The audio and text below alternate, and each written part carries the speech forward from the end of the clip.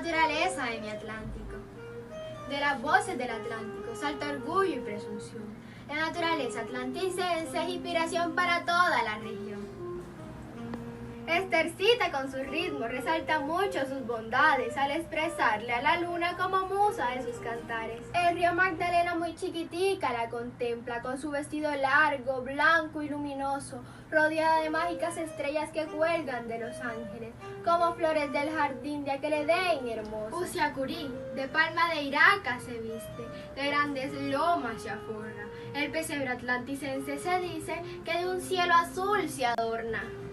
De Barranquilla sus mares hablan y gritan sin igual. A la llegada del viento de Puerto Colombia susurrando de carnaval. Repelón y sus fértiles tierras entregadas al amor de la maravillosa ciénega alzan su clamor a las lágrimas del cielo para entregar su bondad como máximo anhelo. Historia contada desde mis abuelos. Muchas gracias.